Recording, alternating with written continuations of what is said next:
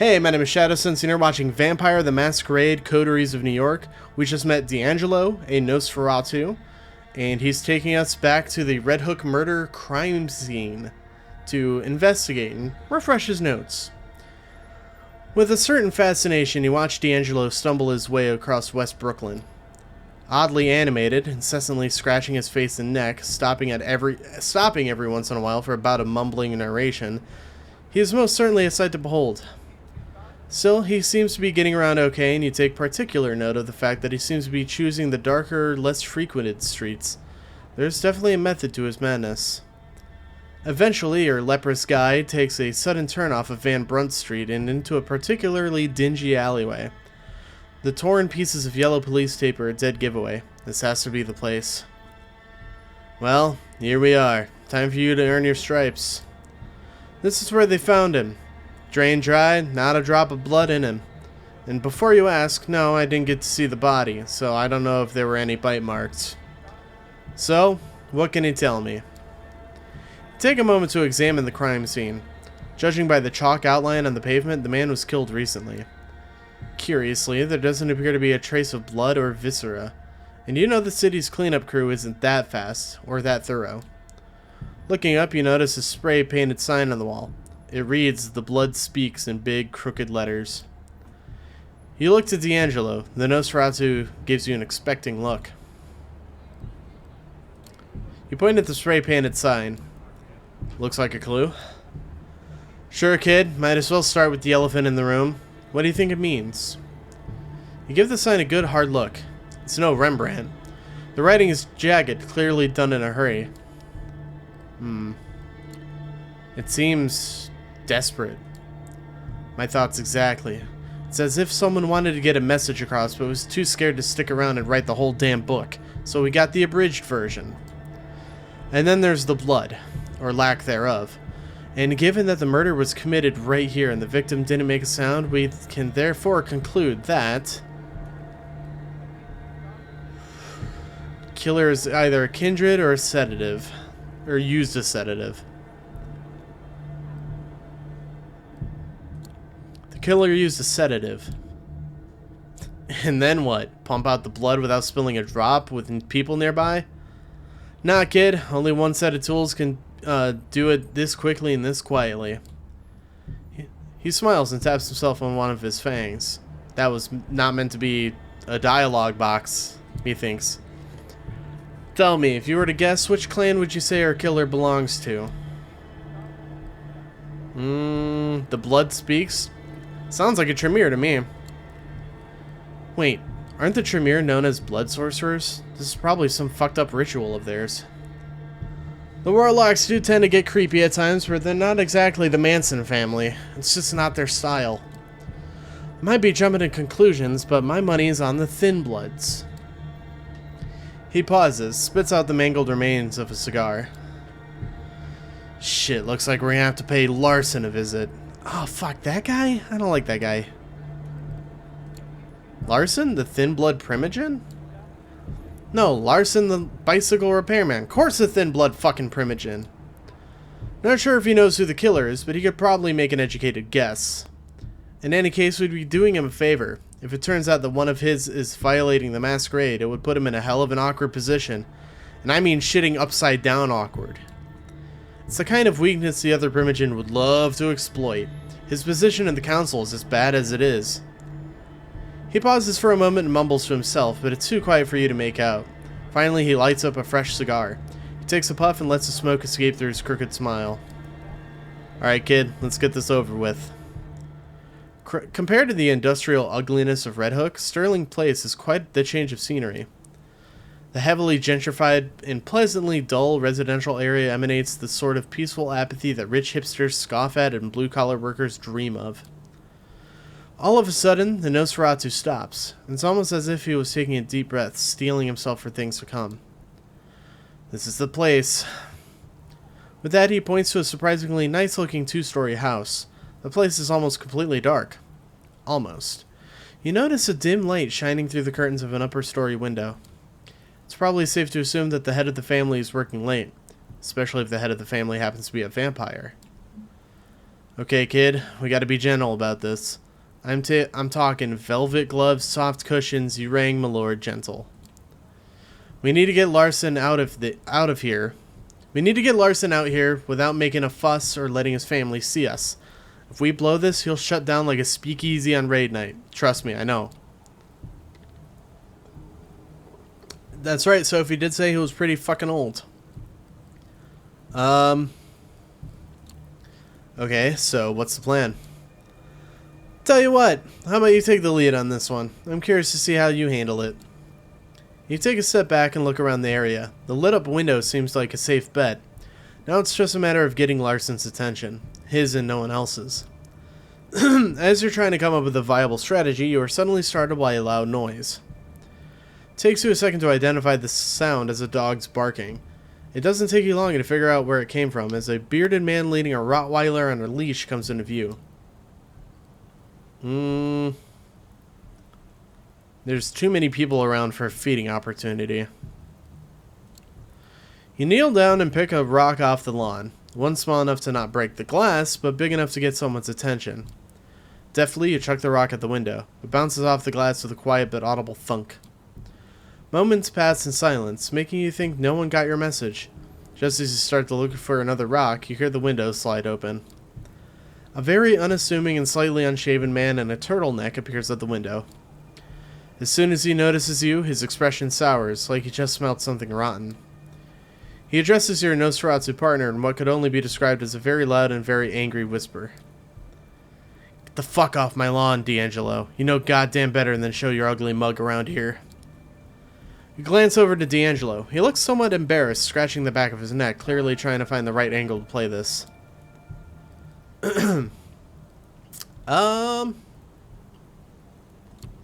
Get your ass down here before we get really loud. Larson pierces you with his gaze. You can almost picture a fuse sticking out of his head, slowly burning away to an inevitable explosion. Luckily, he manages to put it out. Stay where you are. You wait out in the lawn, listening to Larson quietly make his way downstairs. Before long, he appears on the porch, locking the front door behind him. He motions at you to follow him off the street of the house. There, he turns towards you. What do you want? It's about the Red Hook murders. We think one of yours is responsible. Bullshit. Duskborn's got enough trouble staying alive out here. What could possibly make them openly violate the Masquerade? Desperation. Killer's been leaving messages. Whoever they are, I think they know something. Something they can't just share with anyone. I know it seems far-fetched, but it's the only way this puzzle fits together. Nah, I don't buy it. You're reaching. Trying to find a scapegoat. Getting your boss's good graces. Word gets around, D'Angelo. You think I don't know who you're working for? Then help us clear your name, bud. How about that? How about that, fucker? Then help us clear your people's name. What have you got to lose? Everything. I've been a thorn in the council's side for a while now. This is just the excuse you need to get rid of me. What if it turns out that one of yours did and you sat on your hands to protect him? You think the council won't jump on that? He looks off into the darkness, pondering his options. He lets out a heavy sigh. Look, I'll ask around. Consult my sources. If it turns out one of my own is responsible, they will face justice. In the meantime, keep your deductions to yourself. I have enough trouble as it is. Deal? Good. Now if you'll excuse me, I have to get back to my family. And with that, Larson retreats to the elusive safety of his home. You decide it's best to move along. You walk a couple of blocks in utter silence. Even D'Angelo's mumbling seems to have taken a backseat. Oddly enough, you find his newfound reticence somewhat unnerving. Finally, the Nosferatu stops and turns towards you. Hell of a night. I don't know about you, kid, but I could sure use a drink. Something warm in a tall, sweaty glass. But first, let me tally your score. Let's see now. You did make a good first impression. I like someone who could talk themselves out of a tight spot. Talking's cheap. Bullets, not so much. You held your own at the crime scene. Nothing I hadn't figured out on my own, but hey, we can't all be professionals. Finally, when the situation called for subtlety, you managed to avoid unwanted detection. Discretion is what separates a private dick from just any old dick. All in all, you did fine. Not fine, but not bad for your first case. Don't let it get to your head. I'll be in touch. Let you know if I hear from Larson. Be ready to meet me at the office. He starts to walk away, but suddenly stops and turns back towards you. And bring a notepad. Every good assistant should have one. I'll have to keep that in mind. Oh, looks like another rest. You're walking down the street towards your haven. In some other town, the sidewalks would be deserted this time of night. In NYC, there are plenty of passers-by going about their business. It's easy to be paranoid when you're a vampire surrounded by a crowd of humans. The kindred have many enemies, and all of those enemies have one trait in common. They're invisible, indistinguishable from normal humanity. Other vampires, hunters, all look like people. Is that old man just tired restaurant worker or a kindred thrall tailing your movements? Are the officers idly waiting in a patrol car ordinary cops, or Second Inquisition specialists looking to end undead threats? This kind of thinking leads to madness, but you can't shake the feeling that someone is watching you. It's not the first time you felt like this. Whatever this is probably something you have to take care of. Best case, someone is tailing you. Worst case, you'll be attacked and killed. Unfortunately, being undead has its limitations. The sun is coming up soon and you'll burn to a crisp if you stay on the street. You reach your haven and settle in for the day, disconcerted by the idea that someone might know where you sleep. Well, at least I got a metal door. I mean, that's one defense. As you wake from your slumber and emerge from your haven for the night, you notice a familiar face on the other side of the street, standing on the corner looking straight at you. It's Kaiser's lackey, whom you've met recently, Jackie. He nods to you, encouraging you to approach. He still looks kind of rough after your last brawl, but the damage to his face is clearly mended. His hands are out of his pockets, though. A sign of goodwill? That's close enough. What the hell do you want? The boss sent me. He's got a message for you. He produces a crumpled piece of paper from his jacket pocket and hands it to you. Read it, memorize it, give it back here. It's a letter. The paper might just be a page ripped out of a spiral notebook, but the writing on it is exquisitely detailed and deliberate. It reads, "Time to square your debt with me. Go to the wine shop at 232 Mulberry Street and ask for the 1821 Special Reserve Donatello Negro Amaro." That was a mouthful of shit I don't understand. When they tell you they don't have it, say you're a Fedele Servitor della Familia G. Those exact fucking words, and make sure you get the G right. You'll get a bottle. Just take it and leave it by saying grazie. Don't ask how much it is or anything else. Just walk out. When you have it, come back to Jackie Boy here and let him know.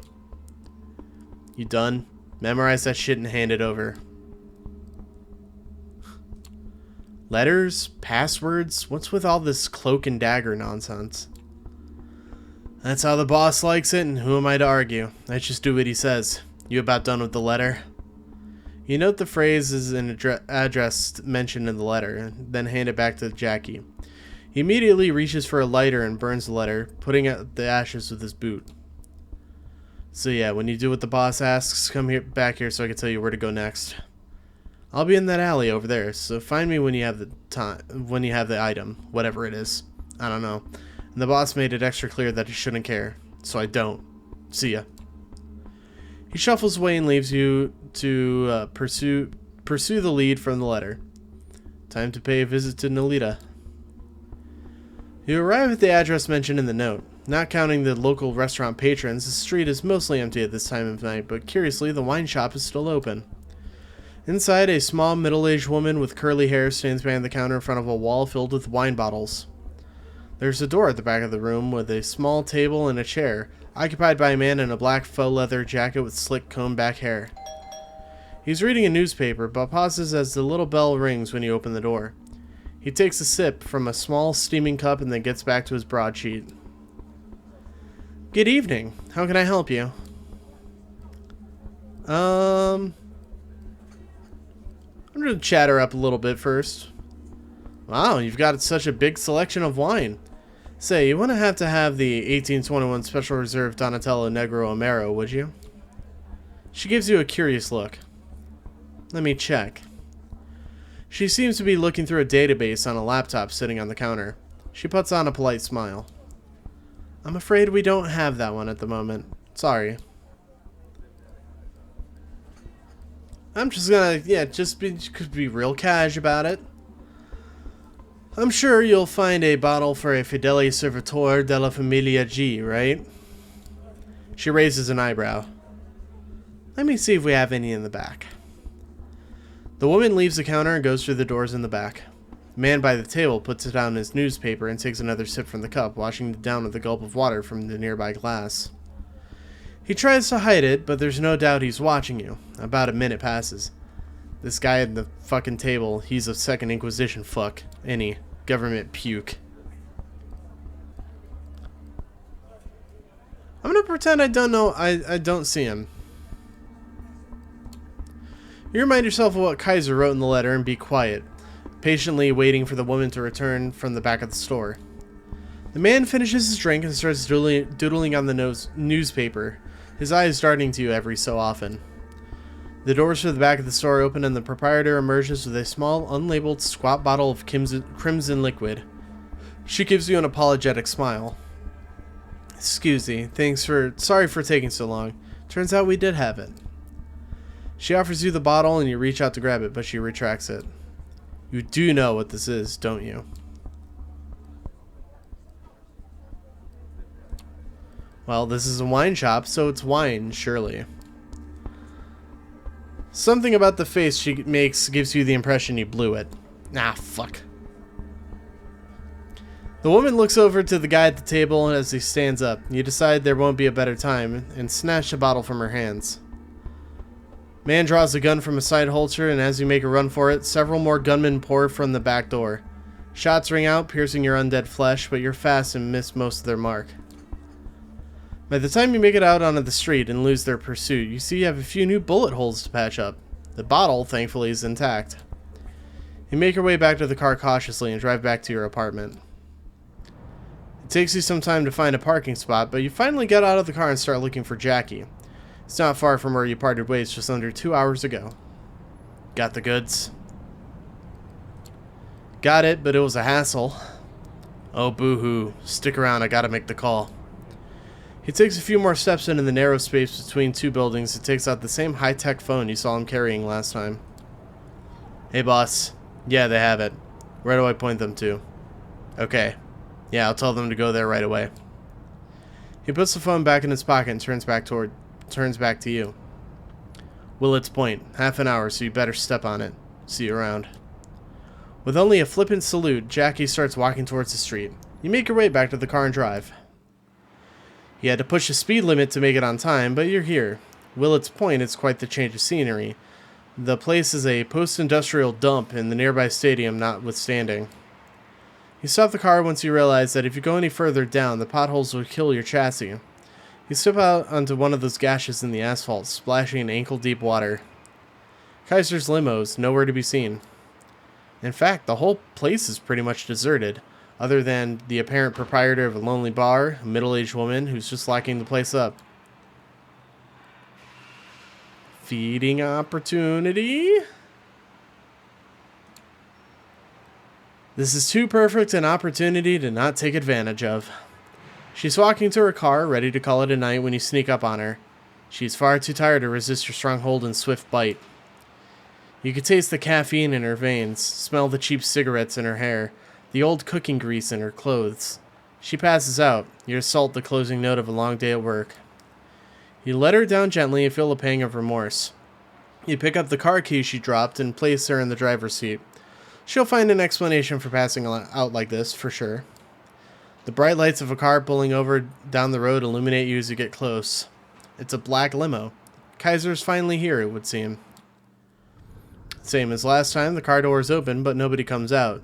You know the drill. This time Kaiser is visible when you look inside. You sit down and close the door behind you. Heard there was a shootout at Mulberry. I told you to stick to the fucking script, didn't I? You have the bottle? Give it here. You hand the bottle over to the Nosferatu.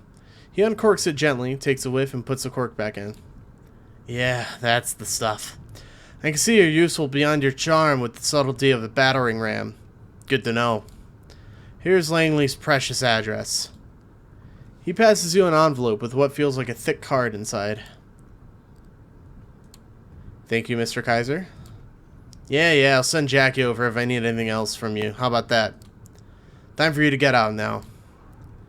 He waves you out of the car. With the envelope in hand, you get out, back onto the torn asphalt and decrepit surroundings. The limo slowly drives away. Finally, you can return to Sophie and bring her what she wanted. Gregory lets you in. You hear a shrill, unpleasant laugh and you realize Sophie's having a guest over. Thomas Arturo. You met in Elysium a few nights back. That shriek is unmistakable. Ah, Shadow, so glad to see you. Tell me, did you two have a chance to talk previously? Thomas speaks up before you can. Why, yes, of course. And such a good first impression you made, too. Miss Langley clearly did the right thing by taking you under her wing. I'm sure she thinks so, too, don't you, Sophie? Why, of course Of course you do! Of course! Well, I believe I must be going. I'll be sure to let Prince Panhard know your thoughts, Miss Langley. Word for word, or as close as I can remember them. I appreciate it, Thomas. You two enjoy your night now. Good night, Sophie. Shadow. Greggy boy. He gives you a sly smile. Sophie's driver opens the door for Arturo, and the guest steps out in a single wave of the hand towards his host and you. The door closes. The doors close. Oh, that's multiple doors. 2 doors! He's quite the character, isn't he? Yes, quite, but he has his uses. Thomas has clout in court and access to many juicy details on everyone from the prince to the lowliest primogen. It's useful to have him on your side, even if his eccentricity requires some patience. Speaking of patience, you have been putting mine to the test lately. Did you manage to contact Kaiser and acquire what I asked for?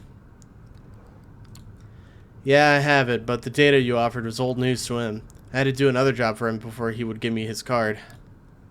She retrieves the envelope from you. I'm sure he did. I do hope it wasn't too much of an inconvenience.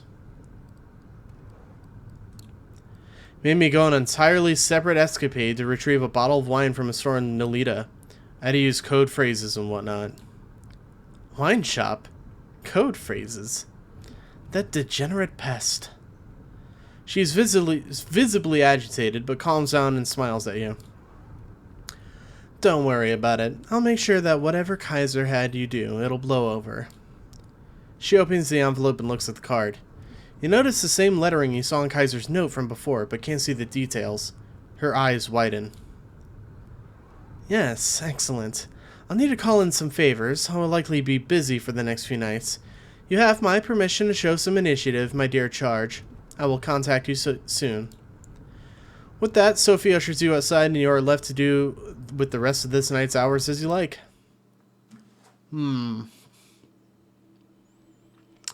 What to do.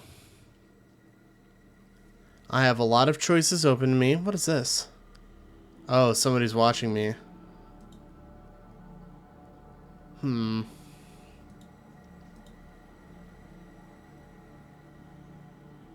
I think in the next episode, I think we'll investigate the church.